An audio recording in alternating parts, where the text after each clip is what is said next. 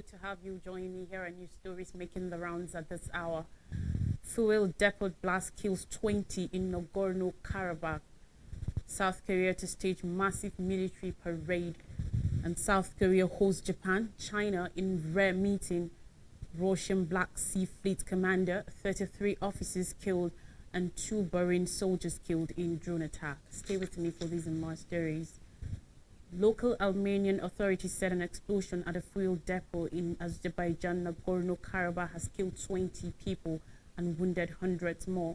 Closely 300 people were admitted to hospitals, with lots of them still in critical condition.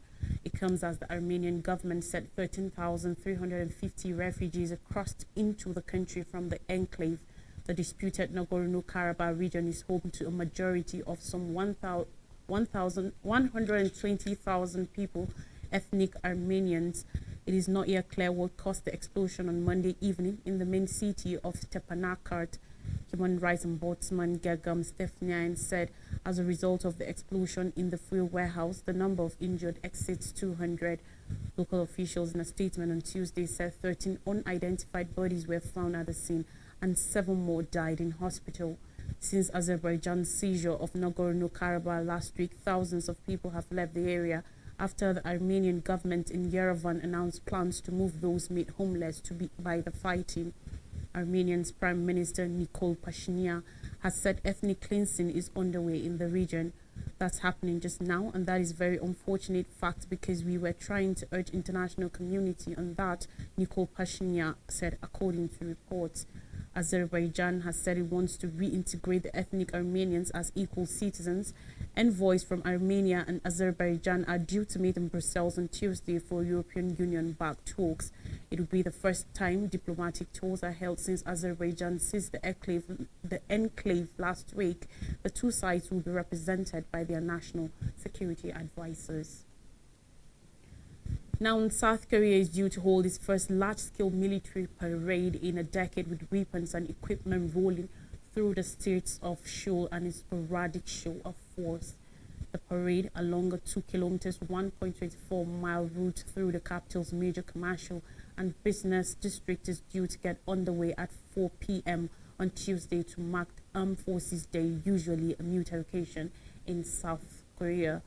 According to the Defense Ministry, closely 7,000 troops are anticipated to take part, with the country showing off over 340 pieces of military equipment, including tanks, self-propelled artillery, and attack aircraft and drones.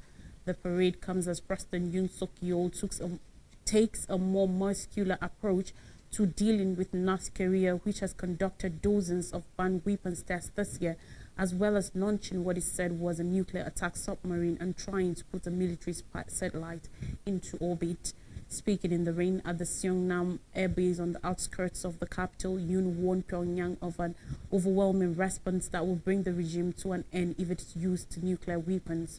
Tuesday's parade will begin at Seongnam, where Hyunmoo missiles, L-SAM missile interceptors, F-35 jets, and the country's first domestically developed fighter, the KF-21, will be put on public display.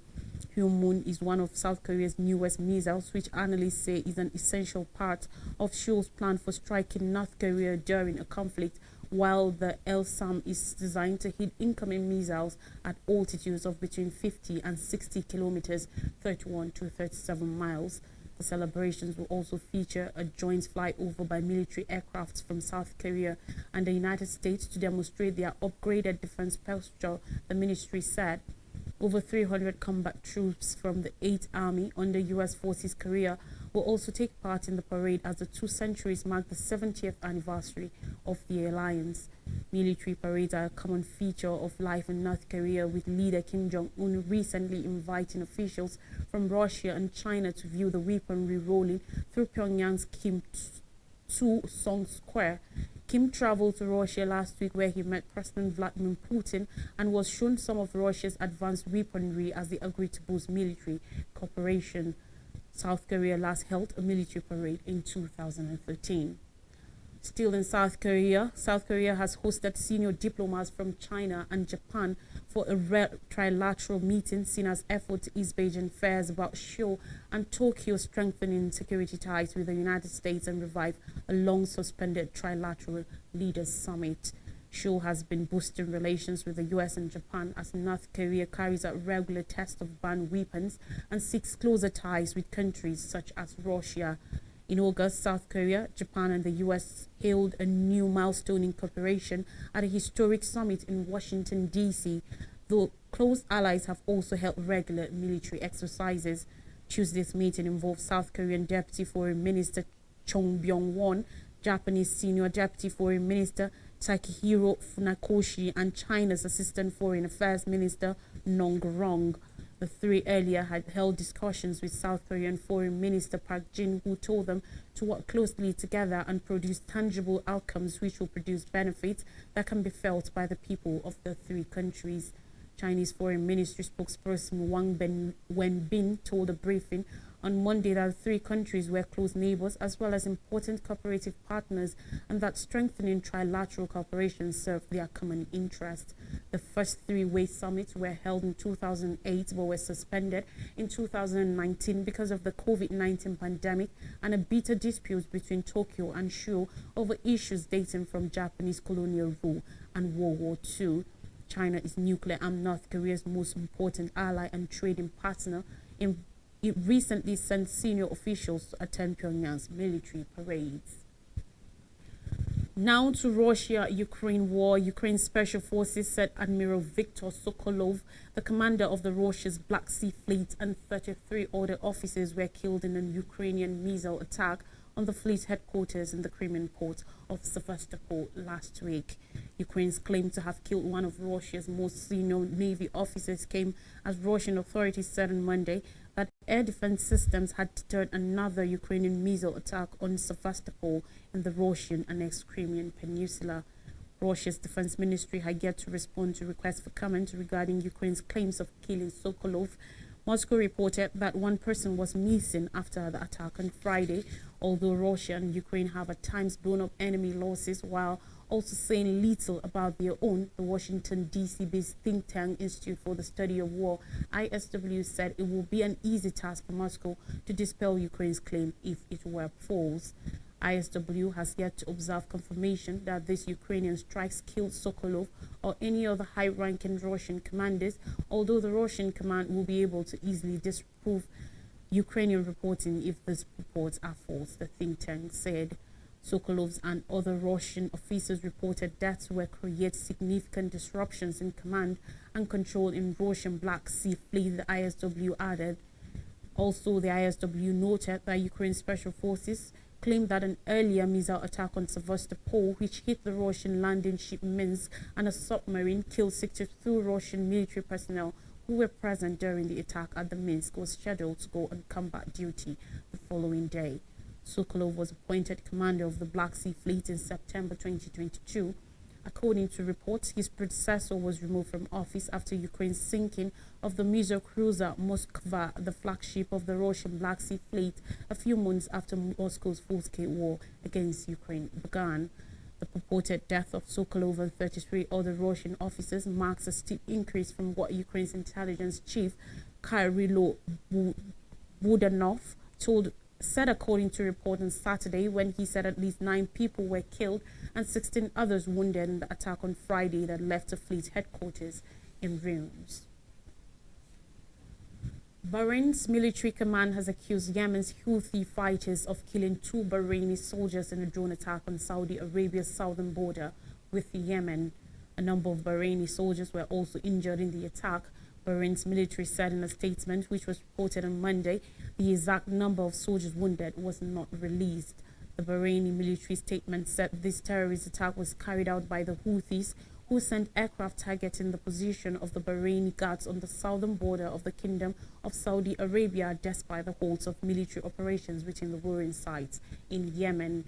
The island nation of Bahrain is close ally of Saudi Arabia, which has been at war with Iran-allied Houthi fighters in Yemen for many years. The Houthis did not instantly acknowledge carrying out the attack. There was also the mention of an attack on the media and social media operations run by the Houthis, whose mediators earlier this month held talks with Saudi Arabian officials on a potential agreement paving the way to an end to the conflict in Yemen. It wasn't clear if the drone attack and killing of the Bahraini soldiers would derail the peace talks. The Saudi Arabian-led coalition warned Houthi fighters that such repeated hostile and provocative actions are not consistent with the positive efforts being made to end the crisis and reach a comprehensive political solution. The coalition said it reserves the right to respond at the appropriate time and place. Nabil Khouri, a former chief of the United States mission to Yemen, said according to a report that the raid appeared to be the result of normal tensions on the front line. Yemen's internationally recognized government condemned the drone attack on Monday. Foreign Minister Ahmed bin Mubarak said he spoke via phone with Bahrain's chief diplomat Abdul Latif Al-Zayani, offering his condolences and solidarity with Bahrain. The Houthis have been fighting against the Saudi Arabian-led military alliance since 2015 in a conflict that has killed hundreds of thousands of people and left 80% of Yemen's population dependent on humanitarian support. Yemen's war erupted in 2014 when the Houthis swept down from their northern stronghold and seized the capital Sana'a, along with much of the country's north. In response, a Saudi Arabian-led coalition intervened in 2015 to try to restore the internationally recognized government to power. On more stories talking climate crisis, Lahaina residents return after deadly Maui fire. A small group of residents has returned to Lahaina, Hawaii for the first time since the town was ravaged by wildfires closely 7 weeks ago. According to Daryl Oliveira, the interim administrator of the Maui Emergency Management Agency, some families who came back stopped for a moment of reflection. Others looked for mementos they might want to collect. By mid-morning, about 16 vehicles carrying residents had entered the burned area, he said. The prospect of returning has stimulated strong emotions in residents who fled in vehicles or on foot on August 8th as wind-whipped flames raced across Lahaina, the historic capital of the former Hawaiian kingdom. Some victims were stuck in traffic trying to escape when the fire overtook their cars. The wildfires killed no less than 97 people and destroyed over 2,000 buildings, most of them homes. Some survivors jumped over a seawall and sheltered in the waves as hot black smoke blotted out the sun. Officials urged returning residents not to sift through the ashes for fear of raising toxic dust. The first area to be cleared for retreat was a zone of about 24 parcels in the northern part of Lahaina. Residents were allowed into the area on supervised visits between 8 a.m. and 4 p.m. on Monday and Tuesday. Those returning were given water, shade, washing stations, portable toilets, medical and mental health care, and transportation assistance if needed. Non-profit groups also offered personal protective equipment, including masks and coveralls. Officials say the ash at the site could contain asbestos, lead, arsenic, or other toxins. A team of over 24 people from Samaritan's Purse, a non-denominational Christian ministry, helped some people sort through what was left of their homes to find keepsakes and begin to recover, said Tortillo, who works with the organization. Now, in Kenya, U.S. signed defense agreement. On Monday, Kenya and the U.S. signed a defense agreement that will see the East African nation get resources and support for security deployment as it is set to lead a multinational peacekeeping mission to Haiti to combat gang violence. Kenya's Defense Minister Aden Duale and U.S. Defense Secretary Lloyd Austin signed the accord at a meeting in Kenyan capital Nairobi. The agreement guides the country's defense ties for the next 5 years as the war in East Africa against the Al-Qaeda-linked Al-Shabaab extremist group intensifies. Austin appreciated Kenya for volunteering to take the leadership of the Haiti multinational force and reiterated that the U.S. government will work with Congress to secure the $100 million in funding that it promised on the sidelines of the United Nations General Assembly. Austin said the rest of the world ought to follow Kenya's commitment to global security and step up and provide more personnel, equipment, support, training, and funding. In August, promised to send 1,000 security officers to Haiti to combat gang violence in a mission that is pending the United Nations Secretary Council's formal approval, but has received support from the United Nations and the United States. Douale said his country is ready to deploy to Haiti and cited Kenya's very long history of global peacekeeping in Kosovo, neighboring Somalia and Congo.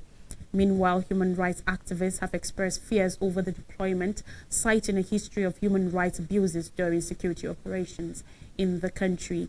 Some security analysts have expressed concerns that there will be a language barrier between the deployment from Kenya, an English and Swahili-speaking country, and the people of Haiti, where the official languages are French and Creole. On the regional fight against Al-Shabaab, Austin said he had met with Somalia's president and that both agreed that the country had made significant progress in the last year against Al-Shabaab. But Austin also said that progress is not always a straight line, so we may see things improve significantly on one day and maybe we'll see challenges on the next day. Somalia last week asked the United Nations to hold for 3 months the withdrawal of 3,000 troops in the second phase of drawdown to permit the country's forces to regroup. Somalia is anticipated to take up its full security responsibilities by end of 2024. We'll take a short break, and when we come back, I'll bring you more stories, particularly from Nigeria. Do stay with us.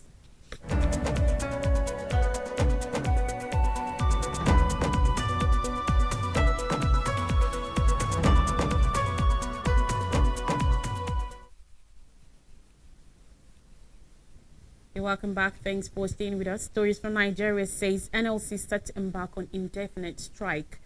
Notwithstanding appeals from the organized private sector OPS, the Nigeria Labour Congress NLC said it has fully mobilized its 152 state councils and affiliates ahead of its National Executive Council NEC meeting today to decide on a day for an indefinite nationwide strike, urging Nigerians to anticipate total impact nationwide.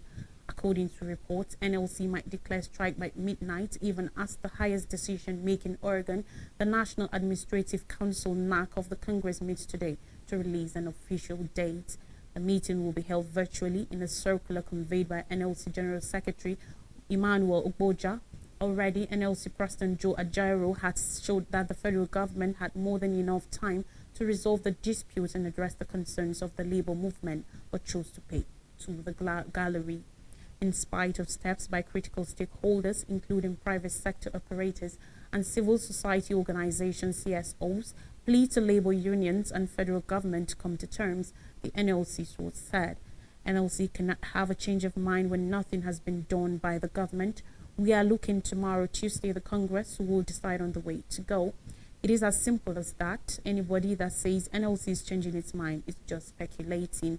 The threat of industrial action follows expiration of Labour's 21-day ultimatum for government to tackle the mass suffering and impoverishment experienced across the country, which was caused by the removal of fuel subsidy.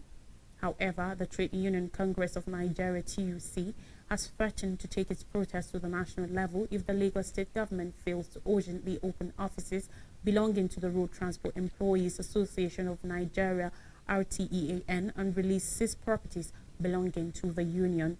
Festus Osifo, president of TUC, said this yesterday during a peaceful protest embarked upon by the union over the prescription of return and seizure of their vehicles and other valuables by the Lagos state government.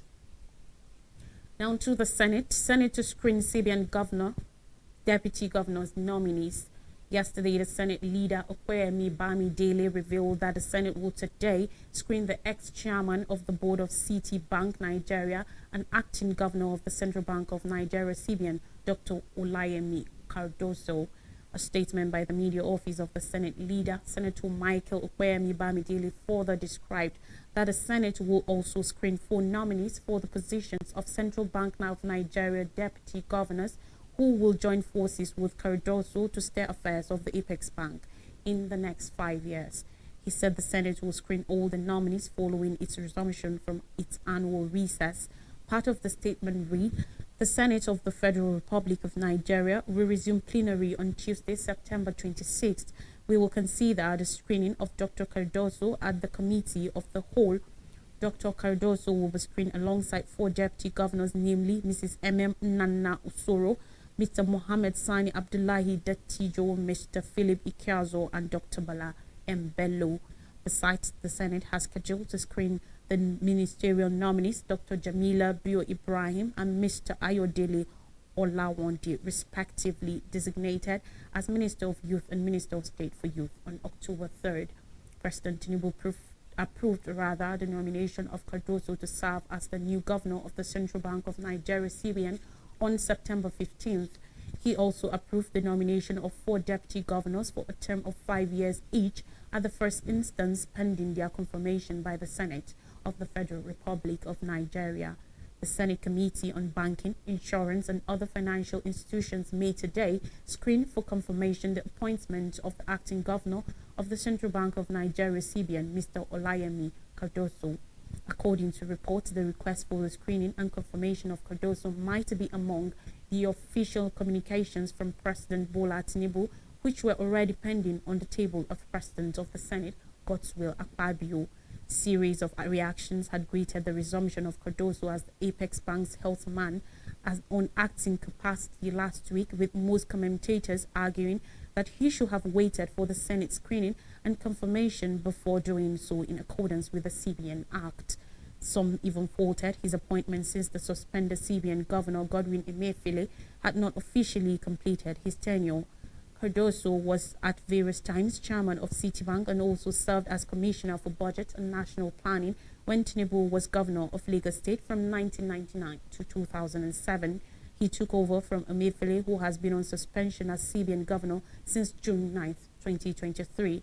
Before Cardoso's nomination, Folashudun Adebisi Shunubi had been in charge of the Apex Bank in acting capacity following his appointment by Tinubu. And finally, on the news, fire ravages portion of Supreme Court. On Monday morning, a section of the Supreme Court complex situated at the 3 Zone, Abuja, was engulfed by fire. The fire, which started around 7 a.m., caused panic among staff members of the court who scampered to safety, reports say. Though no human casualty was recorded, however, it was not clear whether sensitive documents and files were destroyed by the early morning fire.